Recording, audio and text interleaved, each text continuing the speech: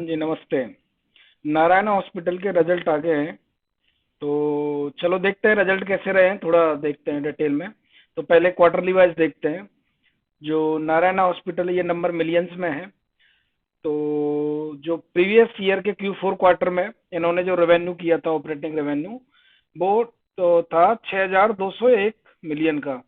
जो कि अभी सेम क्वार्टर में इन्होंने जो रेवेन्यू जनरेट किया है Q4 2023 के में, वो 7836 मिलियन का किया है। और प्रीवियस क्वार्टर Q3 में 7368 मिलियन का था। तो यदि हम टोटल इनकम की बात करें तो Q4 के 2022 में ये 7029 का था। मिलियन आप समझ लेना, मैं नंबर बोल रहा हूँ। 7029 का था। अभी जो वो बढ़ के हुआ है Q4 23 में 8451, जो कि Q3 में था 7469 का। वहीं यदि हम एक्सपेंसेस की बात करते हैं तो एक्सपेंसेस प्रीवियस क्वार्टर में थे Q4 2022 में 5435 के, जो कि अभी है 6653 के। और Q3 में ये था नंबर 6064 का। तो यदि हम प्रॉफिट बिफोर टैक्स की बात करते हैं तो 1194 मिलियन का Q4 22 में था, जो कि अभी बढ़ के हो गया है वो 1272 मिलियन का। और जो कि प्रीवियस क्वार्टर Q3 में ये था 898 मिलियन का। तो यहाँ पे एक अच्छा ग्रोथ देखने को मिला है Q4 के पैट में। यदि हम नेट प्रॉफिट की बात करते हैं तो नेट प्रॉफिट इनका इसके लिए है 776 मिलियन का था 2022 के Q4 में। अभी ये बढ़ के हो गया है 918 मिलियन का, जो कि प्रीवियस क्वार्टर Q3 में ये 583 मिलियन का था। तो यहाँ पे भी एक अच्छा ग्रोथ देखने को मिला है Q ऑन Q और year on year Q basis पे। तो यदि हम ईपीएस की बात करते हैं तो ईपीएस 3 रुपए 83 पैसे का ईपीएस था Q4 2022 में। और Q3 2023 में ये 2 रुपए 88 पैसे का था, जो कि Q4 2023 में ये 4 रुपए 52 पैसे का है। तो यहाँ पे एक अच्छी खासी डबल डिजिट ग्रोथ देखने को मिली है। तो यदि हम Q4 के नंबर को एनालाइज करते हैं तो Q4 के नंबर ठीक आए हैं, क्योंकि डबल डिजिट ग्रोथ रेवेन्यू में है, डबल डिजिट ग्रोथ ईपीएस में है, double digit growth net profit में है। अब ईयरली वाइज देख लेते हैं। ईयरली वाइज देखते हैं तो टोटल इनकम इनकी 25,183 मिलियन की है 2022 में, जो कि 23 में ये 30,660 मिलियन की, जो कि यहाँ पे एक अच्छा खासा ग्रोथ है और डबल डिजिट। तो एक्सपेंसेस की बात करते हैं वहीं पे तो 21,554 रुपये 54 का मिलियन, चौवन 21,554 मिलियन का एक्सपेंसेस हुआ था पिछले साल।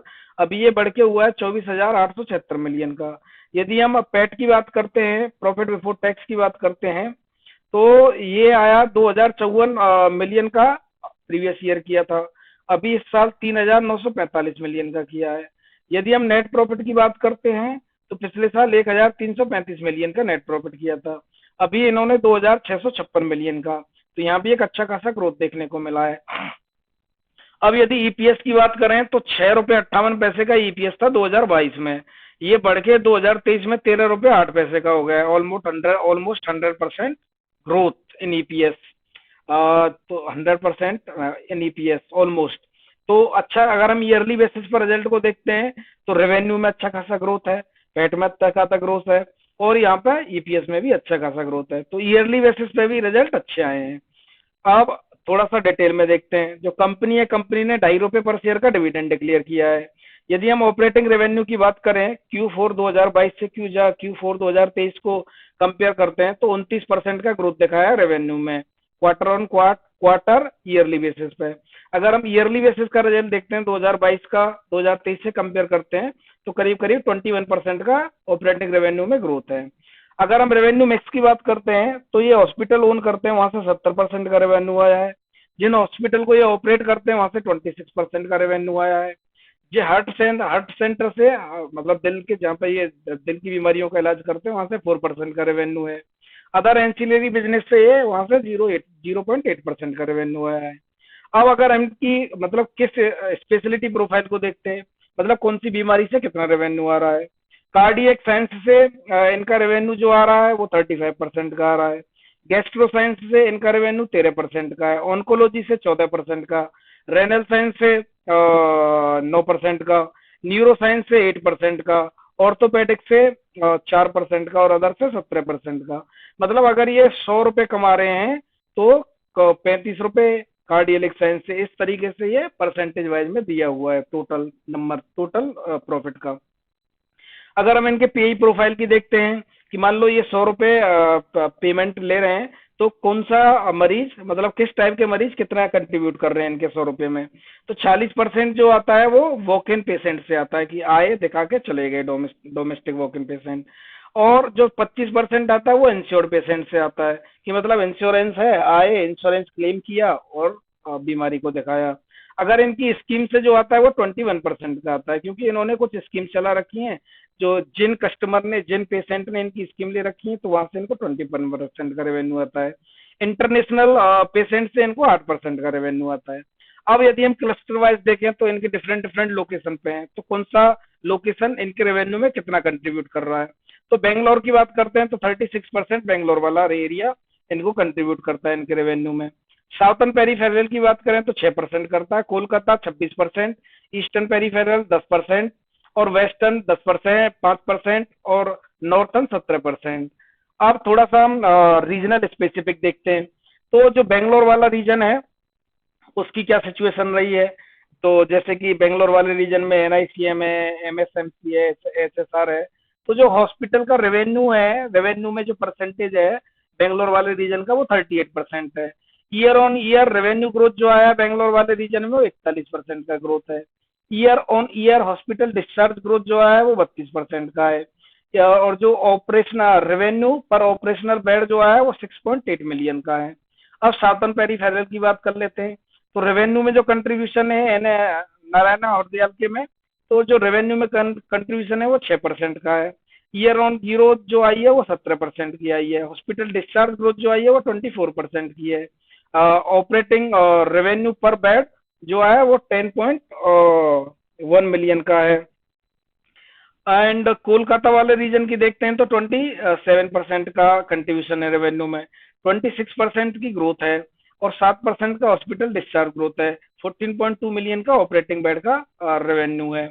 ईस्टर्न पेरीफेरल की बात करें तो 9% का रेवेन्यू में कंट्रीब्यूशन है, 15% की ग्रोथ है, 15% का डिस्चार्ज ग्रोथ है, और 10.1 मिलियन का कंट्रीब्यूशन पर बेड से आ रहा है ऑपरेटिंग बेड से। वेस्टर्न की बात करें तो 5% का रेवेन्यू में कंट्रीब्यूशन है, 13% का ग्रोथ है, 15% का डिस्चार्ज ग्रोथ है, 11.6% का रेवेन्यू, 11.6 मिलियन का ऑपरेटिंग पर बेड रेवेन्यू है।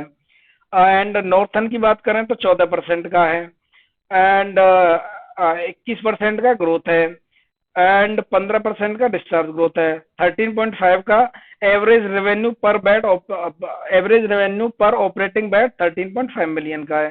तो ये तो था Q4 का नंबर। चलो अब ईयरली वाइज देख लेते हैं। ईयरली वाइज यदि बात करें तो बेंगलोर रीजन 37% रेवेन्यू कंट्रीब्यूट कर रहा है, 38% का ग्रोथ है बेंगलोर रीजन में, 32% का रेवेन्यू डिस्चार्ज में, डिस्चार्ज ग्रोथ है। एवरेज रेवेन्यू पर ऑपरेटिंग बेड जो है 15.3 मिलियन का है। साउथर्न पेरीफेरल 6% का रेवेन्यू में कंट्रीब्यूशन है, 11% का ईयर ईयर ग्रोथ है, 17% का हॉस्पिटल डिस्चार्जेस ग्रोथ है, 9.9 मिलियन का पर बेड ऑपरेटिंग रेवेन्यू आ रहा है। कोलकाता 27% का ग्रोथ रेवेन्यू में कंट्रीब्यूशन है, year on year 16%, hospital discharge growth 12%, 12.7 million operating पर बेड रेवेन्यू, और 10% का कंट्रीब्यूशन ईस्टर्न पेरीफेरल का रेवेन्यू में, 8% का ईयर ऑन ईयर ग्रोथ है, 13% का हॉस्पिटल डिस्चार्ज है।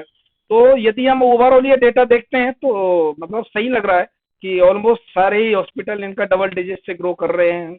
और चलो अब थोड़ा और प्रॉफिटेबिलिटी स्नैपशॉट देख लेते हैं। तो जो इनका ईबिटदा है, तो ईबिटदा में एक अच्छी खासी ग्रोथ आई है, जो कि 3,000 ईयरली बेसिस पे 3,956 से 6,666 मिलियन हो गया है। यदि हम मार्जिन की बात करें तो ईबिटदा मार्जिन भी 8.3 मिलियन, जो कि अच्छा हुआ है। अब इनका कॉस्ट स्ट्रक्चर देख लेते हैं। जो इनका कॉस्ट स्ट्रक्चर 2022 में डॉक्टर एंड नर्सेस पे 29.8% खर्च होता था, वो थोड़ा सा घटा है, 28.3% हुआ है। कंज्यूमेबल एक्सपेंस 27% होता था, ये भी घट के 24.2% हुआ है। अदर एक्सपेंसेस 17% होते थे, ये भी घट के 16.9% हुए हैं। अदर मैन पावर कॉस्ट जो होती थी वो 11.7% थी, वो अभी सेम का सेम है। और रेंटल एंड रेवेन्यू की बात करें तो 2.5% का था 2022 में, 2023 में ये टू। बाकी यदि हम रिजल्ट की बात करें तो रिजल्ट ठीक ठाक आए हैं, ऐसा कुछ गलत है नहीं। तो दैट्स ऑल, थैंक यू।